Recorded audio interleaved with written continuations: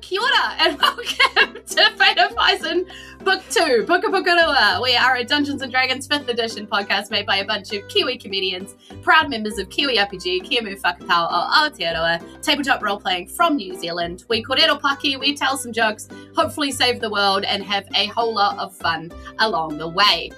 Obviously, today I have a bit of a different cast that you can see in front of you. We are missing some people. We have an extra person. I'm very excited to be telling our story today. We are going on a bit of an Isen sidebar elsewhere in Isen. And helping me tell the story today, I'm going to throw it to them to introduce themselves with who they are, just in case you don't know who these beautiful people are. Take it away, team. Oh, hi, I'm Erika, and I don't normally go first, and this is very strange to me. I normally play Towering Grim, the Water Genasi Storm Sorcerer, but today I'm playing Aster Fade. Yeah, that's all you get to know. And kia ora, my name is Amie, aka Amie Ward. You normally see me in the chat as a moderator, not as a face on your screen or a voice coming through your podcast device. Yeah, this is weird to even be saying anything. Today I am playing Celeste Burgisser. That's all you get. And hey team, it's your girl, DM Julz. Super good at Twitch streaming, OBS, all things live stream. Really, really good at it. Hopefully slightly better at telling a story for you today. Definitely. Yeah. It's doing amazing. All right, team. We're going to start our crazy sidebar episode. I hope you're ready for something a little different. Pain. Not sharp at first, just heavy. Crushing, like waking beneath the ocean, with no memory of how exactly that you've drowned.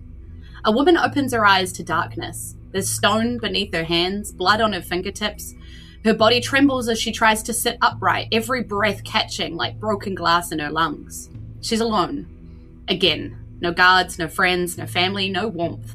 Only silence. And the terrible realization that something has gone horribly wrong. She tries to speak, and at first it's only a whisper, and then louder and desperate, and crying out with ancient fractured sounds that no scholar in Arkvale can translate. And every time they are spoken, the dream feels colder, closer, and more real. Elbra wakes up with a sharp inhale. Moonlight spilling across her silk sheets embroidered with gold thread, but looking at that luxury does little to steady her shaking hands. Her blonde ringlets are clinging damply to her face. Another nightmare. The same nightmare. Every night now for weeks. It goes on, and every night the woman in her dream lasts a bit longer before the darkness swallows her whole. She rises from her bed and crosses the window overlooking Arkvale.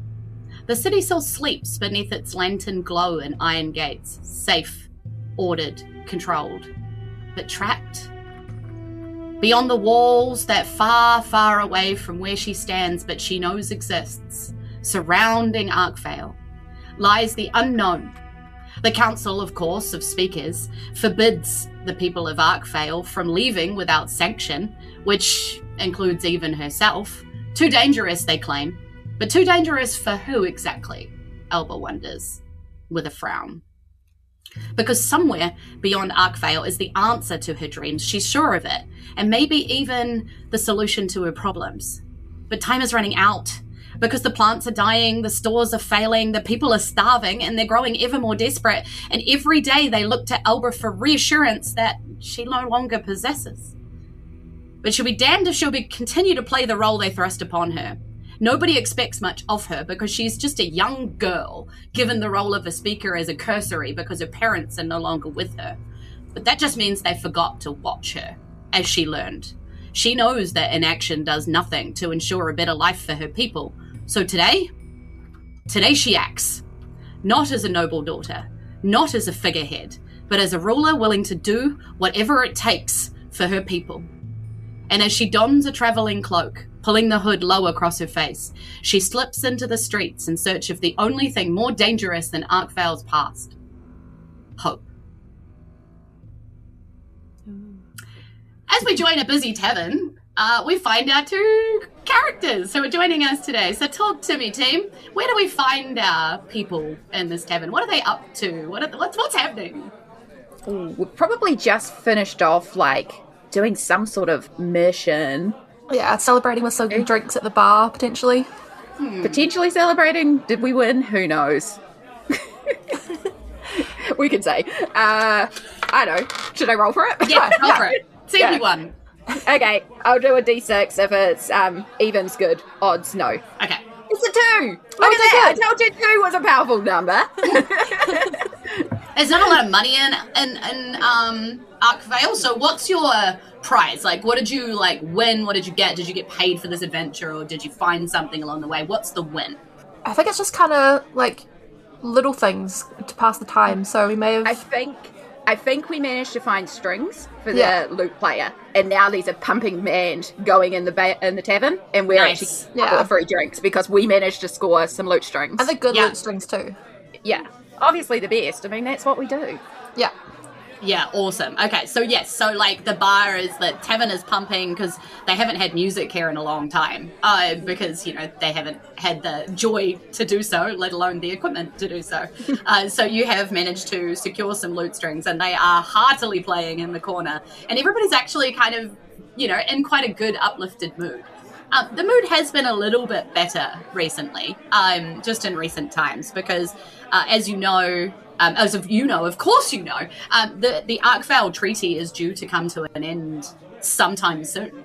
It's this year, and everybody knows it's this year. So surely, the Empress is already kind of sorting it, and she's going to announce it any day. And it's just kind of exciting to think about, as well as the fact that now we have loot strings. So people are kind of getting excited, hopeful, I guess, even though you literally have nothing.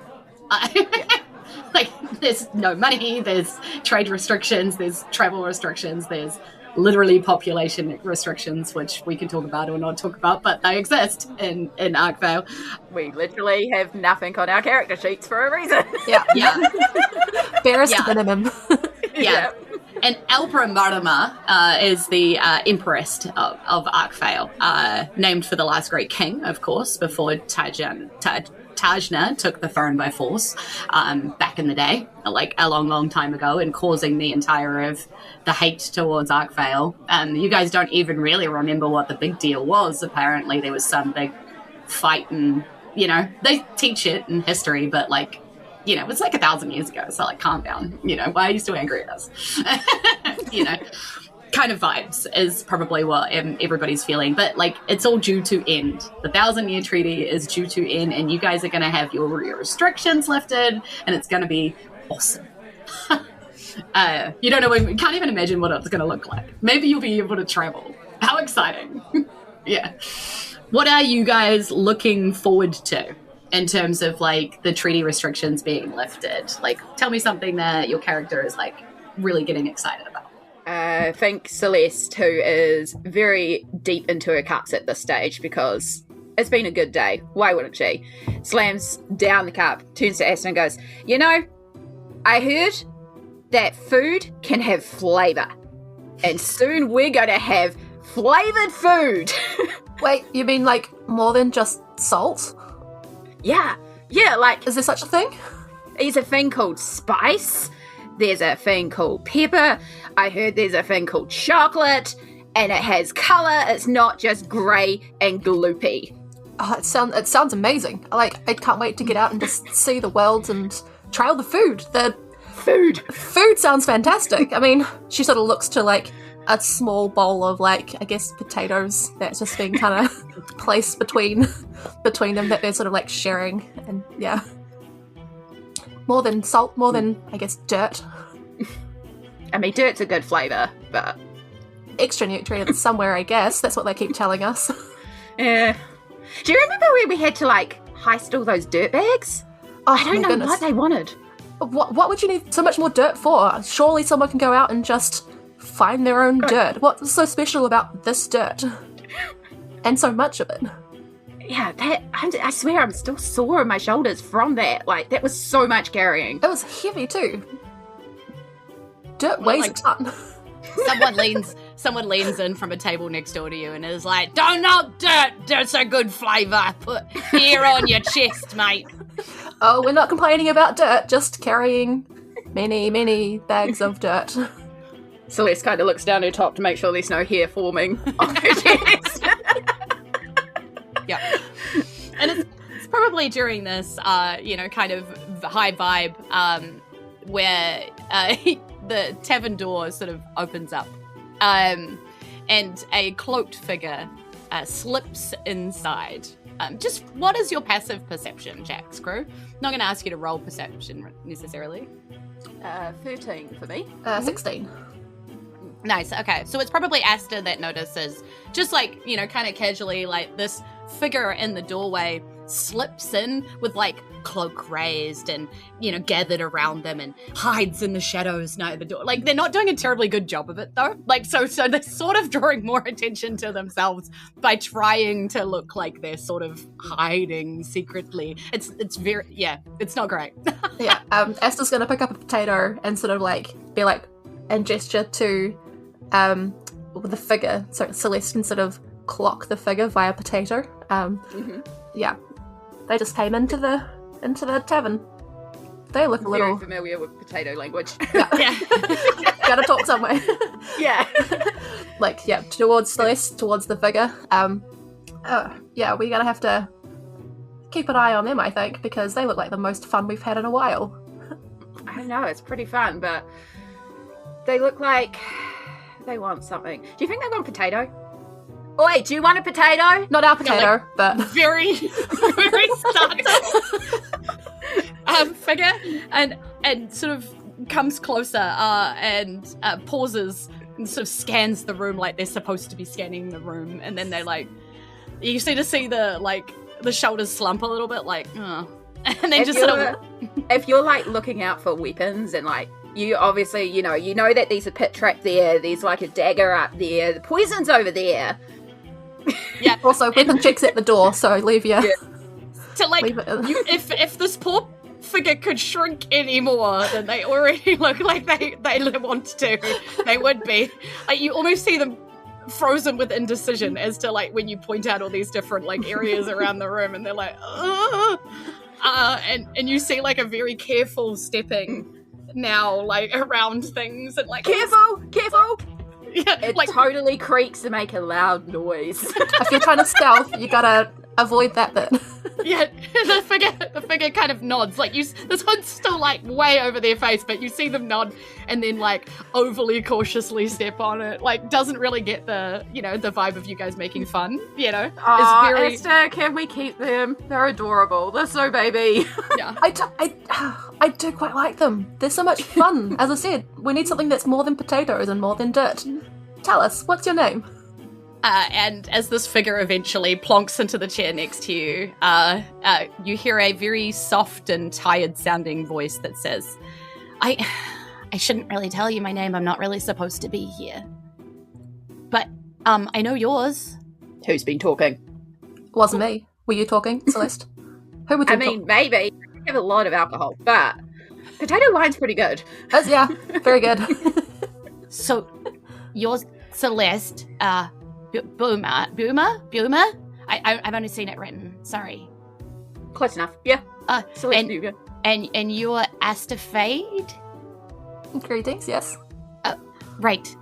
Then I was told that you are capable people. The kind of people that'd be willing to take on maybe, and leans closer and whispers, difficult work and keep quiet about it. You know what I mean? Do I need to kidnap you because you're actually the mark and that's how we're going to become a team? Because that's totally how it happened with me and Aster. Celeste, very good. And this, the hood lifts and you see a very bemused looking, quite young female face with these like golden ringlets coming out of the bottom.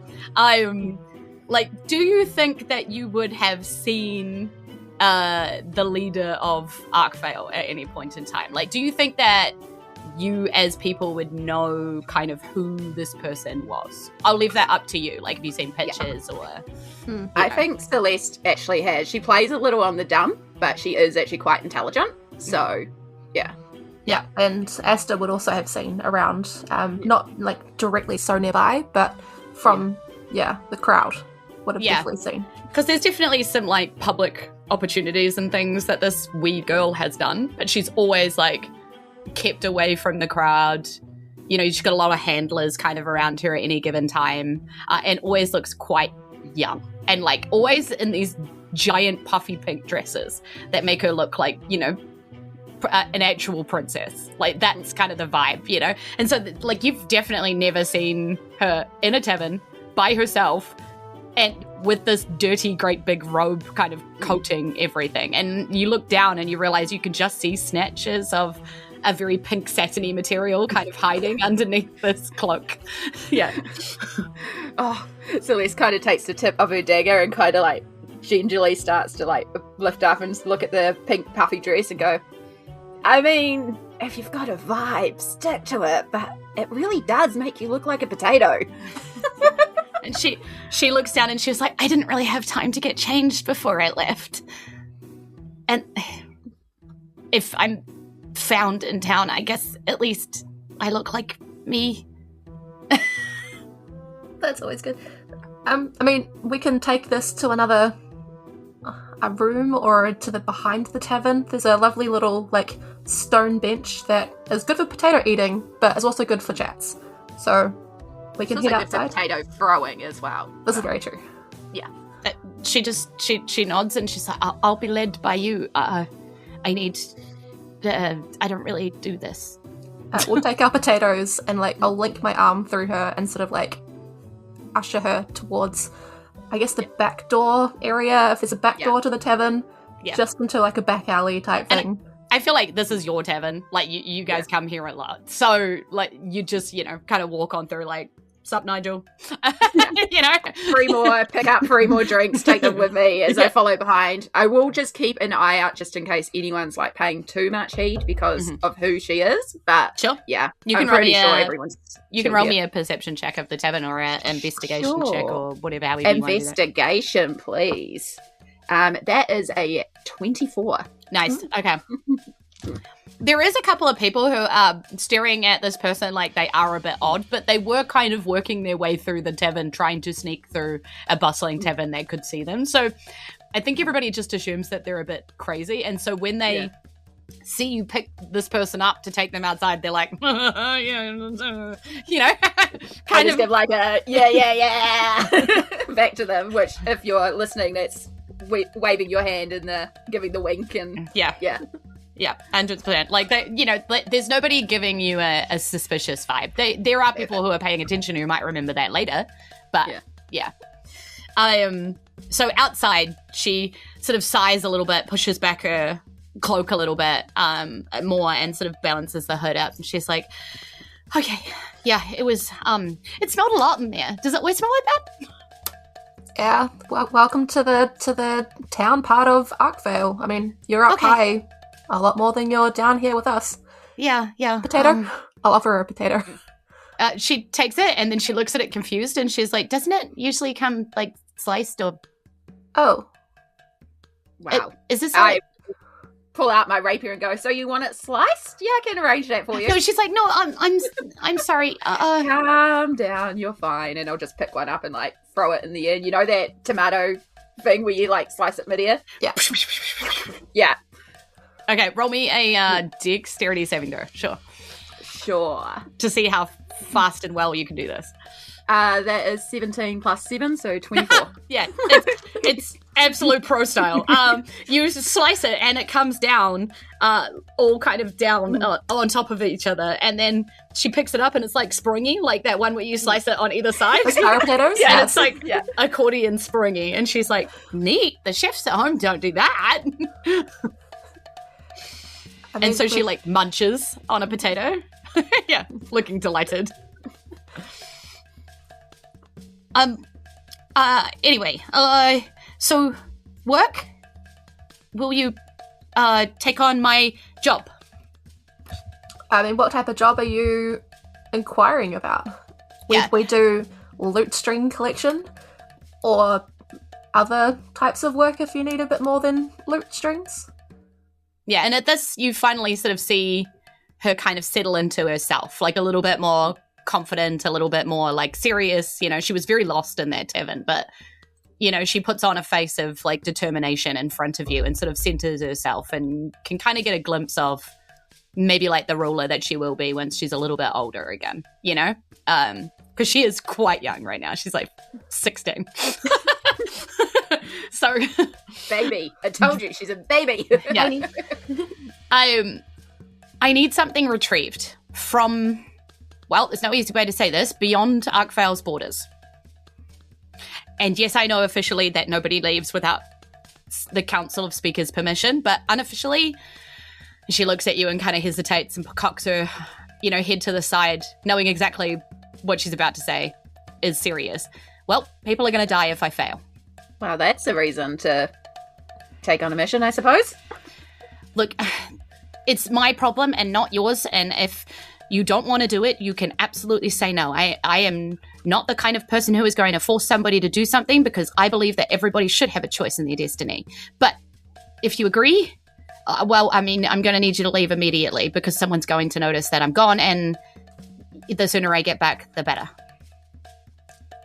Is there a reason why you have to do this secretly? Surely your council would be able to help you. Yes, you'd think so, wouldn't you? They're not my council. This is the Council of Speakers. In other words, the Council of Speakers of the other regions.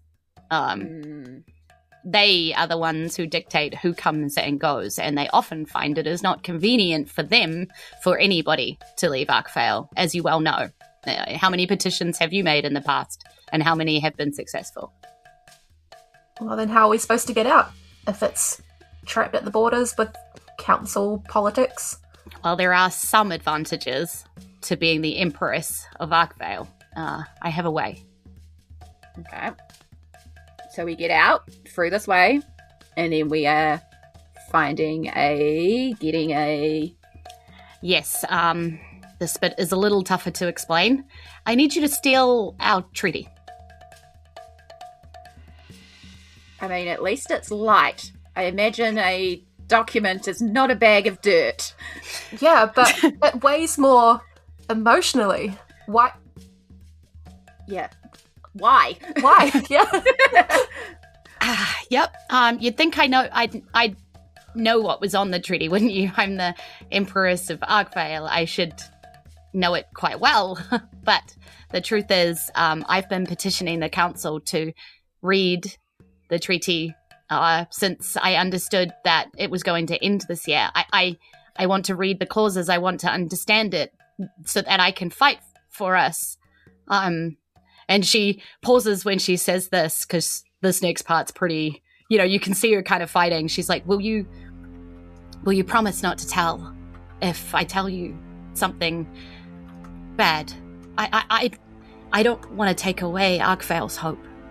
And you think about that hope in that tavern and that hope in your heart. Will you promise? I think it's important that we know. And I look to Aster, and I think I just, through our years of working together, know that we've kind of already decided we're doing this because of the hope in our heart and seeing those people. And as soon as it was mentioned that everyone might die if she fails, yeah, we've got to look after them. So I think I'll turn back and go, yeah, I think we can promise that. Then know this. The council are determined to deny us the end of our treaty. They like us just where we are. Trapped, poor, we've helpless. done nothing. Of course we've done nothing. But they've had 1,000 years of profiting off us. Everything that we do, they take. Everything that we make, they take.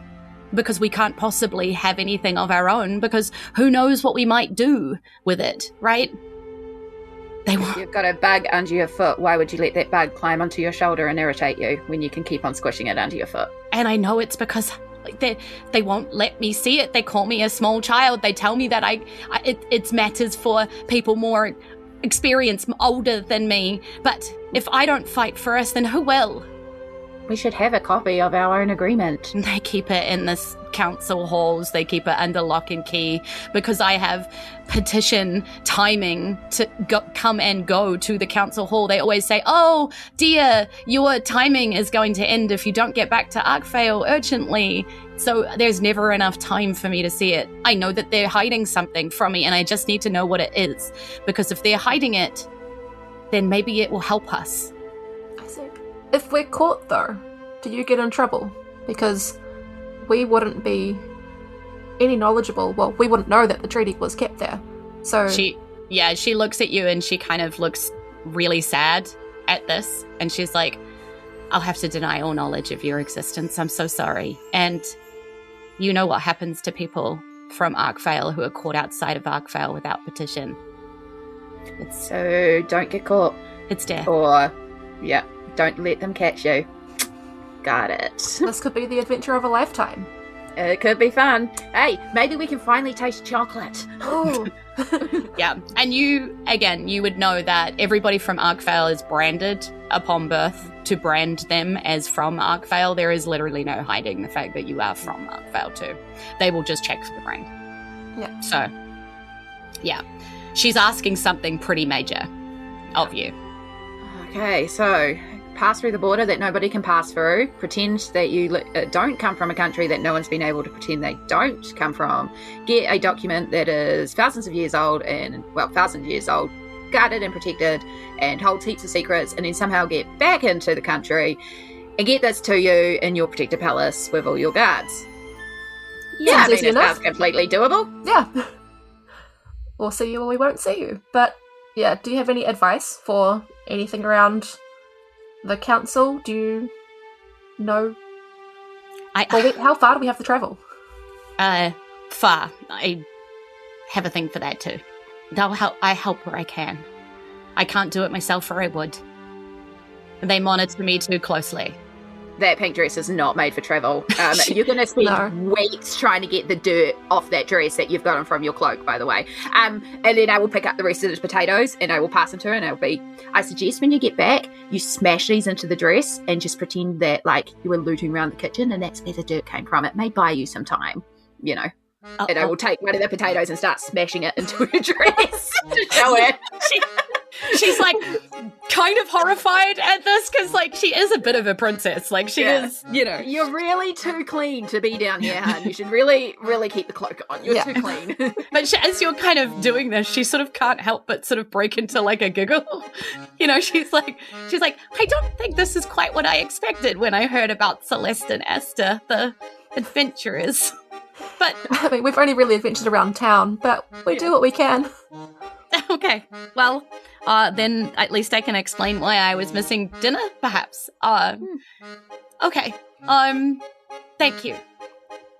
Thank you. And the minute you come back, please come see me in the house. And she says the house like it's just her house, but this thing is like massive. It's an actual castle, you know, like. Do you have anything that we can potentially do or say to get past the guards without? She's like, I don't even your know. Guards at least to get back. I don't know. Well, past my guards? No, they'll be waiting for you. Okay. My guards are loyal to me. I'll tell them that if Celeste and Aster come to the gate, that is very important. Okay. And there's no hidden tips or tricks that we can. Do they have routine? I wish I could tell you more. I'm so sorry. I tried. They just wouldn't let me anywhere near it. We'll figure it out. We've done jobs with less info before, so. I can get you there. The rest is up to you. All right. Okay. I guess we're heading off. And I will dive back into the tavern and quickly buy some more potatoes and stodgy bread and other rations to take on the road with us. Yeah. What currency do they use out? Potatoes. Maybe, do you use them for your adventures? She's very confused. Well, we don't have much food.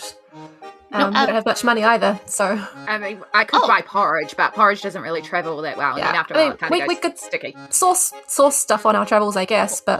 Hopefully you won't be long. I was sort of thinking you'd be back tomorrow morning. Oh, sweet.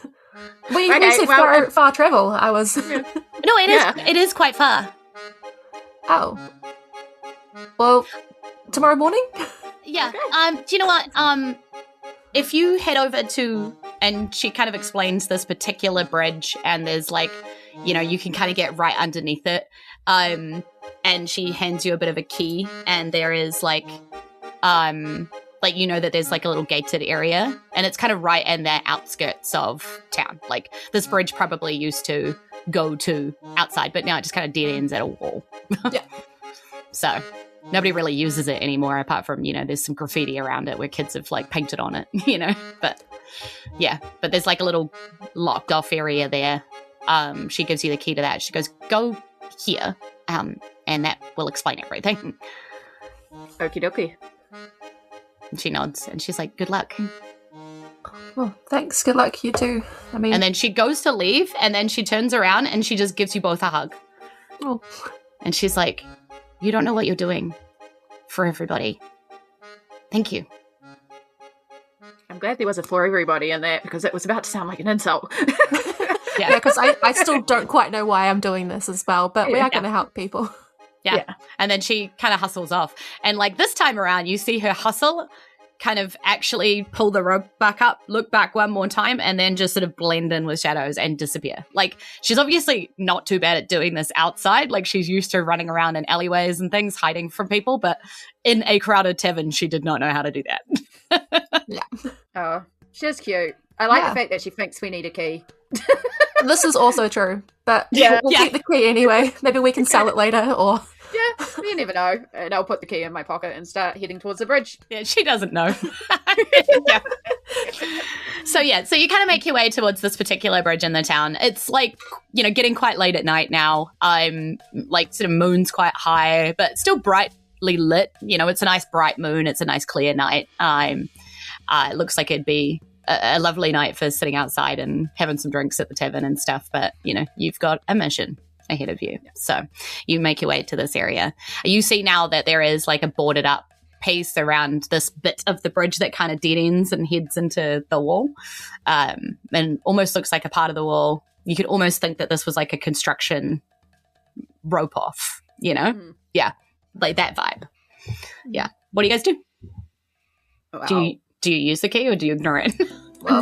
No. I'm sorry, but Celeste is going to go up and have a quick look and do the rogue thing, because I am a rogue. Mm-hmm. But also this means in future, if I can unpick this lock, then I know how to get back into this area without the key. So she'll turn to Aster and be like, do you mind if I just try spinning the lockpicks on her finger? I'll keep an eye out around us to make sure that no one sort of followed us to the area. Thank you. So I will do the first thing first and double check that there's no traps, because, traps are a thing.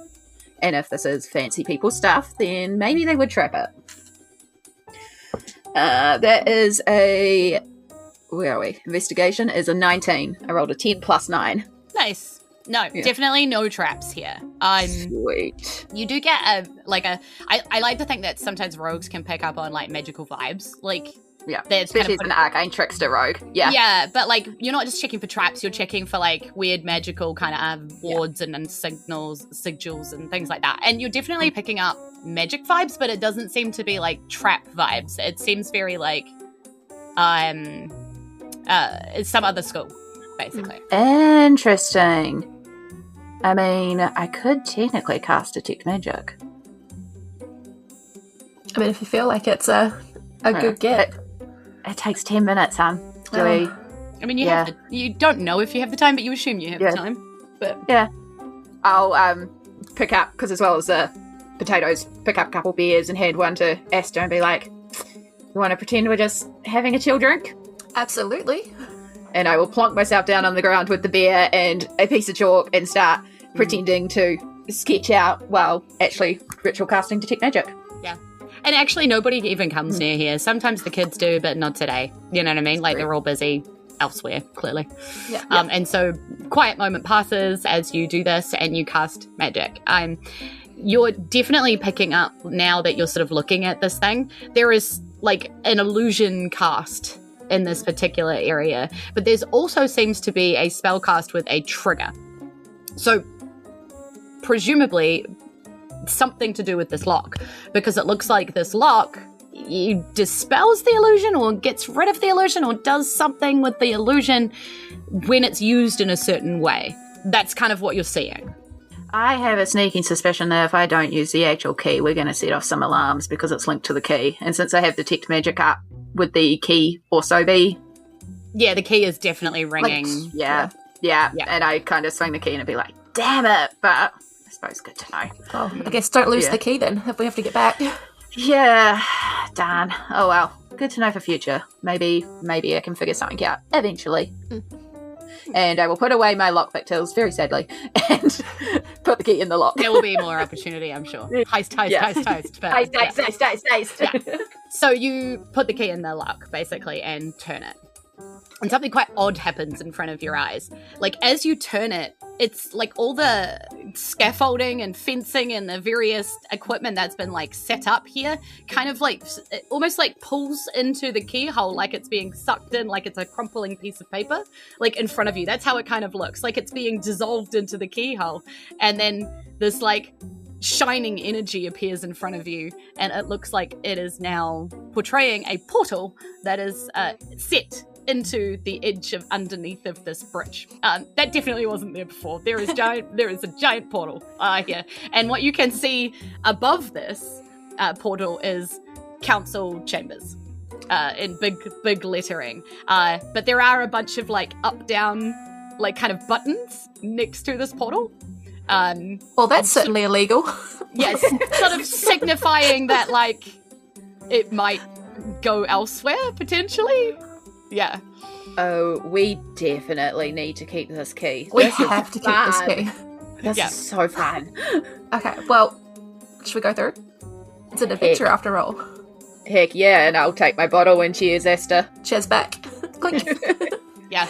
So now you get why she gave you a key. Yeah. Yeah, it seems to be that she's got knowledge of a hidden door that goes to all sorts of crazy places. How she has this, why she has this, nobody knows.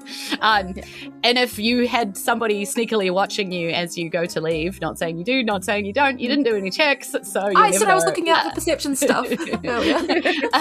And as you pop back into this and you both step in, clinking your bottles and sort of cheersing your way through this portal, behind you, if somebody had been watching, the keyhole seems to do it in reverse and just, again, once more projects this sort of ruined-looking kind of scaffoldy, construction-y area that surely is of no interest to anybody. Our players, though, pop into existence in a very strange building. It's very marbly and very glossy, and there's lots of statues everywhere and gold hanging scales, and yeah, like it is, you just pop into being kind of like against a wall into what looks like a main hall. Yeah. I would say immediate action that we're kind of used to doing is immediately finding the shadows or somewhere to hide, because you don't just dive straight in and stand in the open. You get hidden and then survey. Yeah. 100%. So yeah, you guys dive against some of these big statues that are kind of on all of the walls and stuff, and you look out. So you kind of can take into account this like giant hallway. And as you watch and listen, because you are experienced at this, you do hear the like sort of empty, hollow footsteps of somebody approaching. You see somebody enter the hall at the main door. There's a big set of double doors kind of. They walk in to the hallway. They walk through the hallway, and they're going to walk out the other side if they don't see you. So roll me a stealth check, just to make sure that we are hiding ourselves nice and neat. Okay, so I want to start off by saying I have a +10 to stealth. I rolled a natural 1. Oh no! For those who aren't watching, Julz just thrust her arms up into the air and got She really was excited. way too happy that I rolled a nat 1. Too happy. What? Okay. Oh my gosh. What did Erika get? 13. Okay. So, you are stealthy. Okay. As it wasn't a terribly hard check, because he wasn't really expecting somebody to be there, so he's not really looking. You know? Tracks. So, I've had a lot of potato wine and potato beer tonight, it's actually true. It's actually true. Mini potato. But something happens that causes Celeste to draw attention to herself. But I just also, accidentally dropped the empty bottle, and it's that moment where the bottle drops and you just hear roll. it bounce and roll yeah, in front of the guard. roll me a d10 as the air behind you grows very cold. It's like, you know, it's like that, like you get goosebumps when you know that something's like bad is about to happen, but it's like that on like steroids, like really, really cold behind you. 9. 9, okay. Okay, cool. Julz, why? So there's just a whisper in your ear that goes, "Oh, honey, welcome to chaos." I will turn around and be like, what the hell? And you see a glimpse of like a blue old lady with like pointed ears and kind of like a cloak.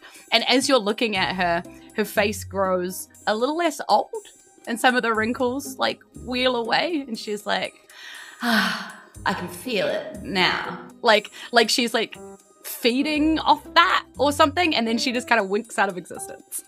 And as you turn around behind you, out of the back of you, into the main hall comes a violent burst of light, absolutely exploding outwards from you, blinding every other creature in a 50-foot radius. So that would mean that Aster was looking at Celeste at this point as the bottle bounces, going, and then you just are blinded by this. But so is the guard. The guard who swung his lantern towards the bottle and then tried to figure out where it came from also gets blinded by this, like, light.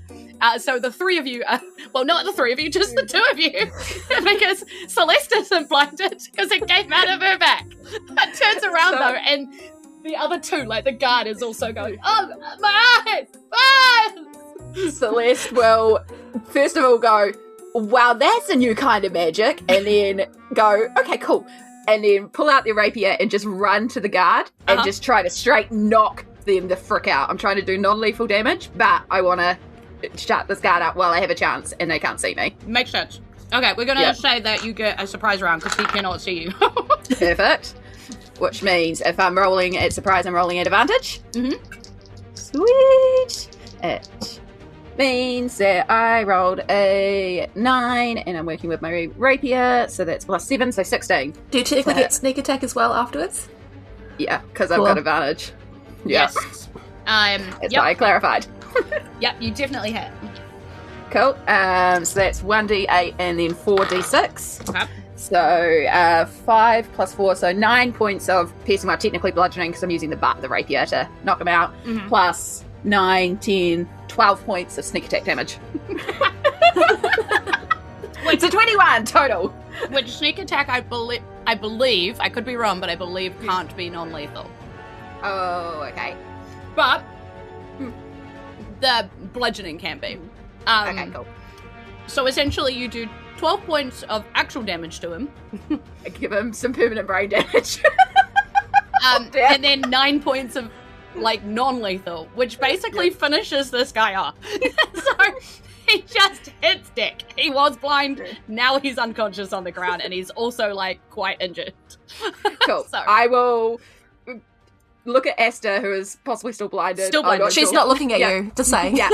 I'll just be like, trust, it's okay, Aster. And then I will take this guard and sort of drape him over the shoulder and pull out all my empty bottles of potato wine and just kind of lay them around and grab the remaining of Aster's and pour it on him like he's passed out drunk. Okay. And then hit his head on the statue. Celeste, what's going on?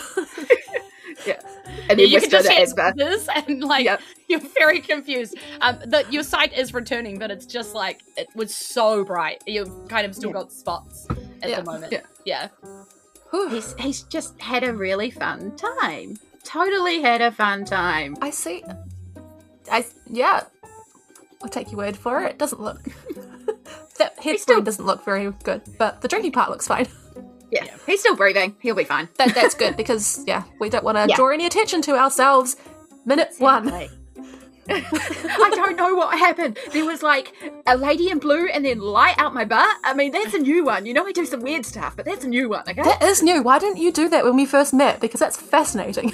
I know the lights usually come from my hands, not my butt, but I don't know. The lady in blue was weird. She got younger? Do I look older? Did she steal my youth? Does it look like Celeste is different at all, or Nope. apart from this shot? A little goosebumpy, a little cold in the skin, but fine. I don't think so. I think you look like yourself. But look around. We're out of the city. I know. We're not in Arkvale anymore. This is so fancy. These councilmen are taking all of Arkvale's stuff. Now I really understand the Empress. Yeah. So as you look downwards and you're like, we're not in Arkvale anymore, Celeste. You look down and there's like this yellow road leading from double door to double door, just straight back out of it. Well, at least it's directional. Maybe we should follow it. It's almost like they want us to know the way. Do we take the green door? Oh dear. Okay, so yeah, which way do you go? North or south? It looks like there's 2 doors. Maybe not the way he was going. Yeah, so he was going to the south from the north door. Okay. Maybe we see where he was and just listen to see if there's any. Yep. Cool. Yeah. Yeah. So as you go out the north door, and you can kind of see here, looks like there is a clerk's kind of station. Like there would normally be someone here that's like reception. And then you Can I clarify, because we are heisting, that we are stealthing the entire time while doing this, while also listening out. Again, professionals at doing this. This is what we do. So 100%. We're not just stop. And I know that you have a 13 and you had a 16? Yeah. Passive? So, passive? Yeah. So you probably, I'll tell you what you guys hear as you hear it. Perfect. And at the moment, nothing else. So this looks like an empty kind of reception area in front of what looks to be other offices. You can also see in the middle of behind this reception area, there looks like there's like, again, some very fancy gilded double doors. And there is a big sort of round table in there, in that area. That looks like several, people could sit around, and all the chairs are different sizes. And you do actually see a chair in there with like a pink cushion on it. And then you see like a giant chair, and then you see one that's got these weird holes in the back of it, like it's made for something to stick through while it's sitting in the chair. Yeah, it's all these different kind of vibes. And then there's little offices coming off in and around this area. Well, this must be where they sit for their meetings. Yeah, it does seem like that, but I wonder who would... I don't know if this is where they would keep the information about the treaty itself. And looking at that sort of clerk's office with the meeting area, I feel like clerks are technically, the lower level admin, stuff like that. They have to do all the mundane paperwork, including usually fire safety evacuation plans.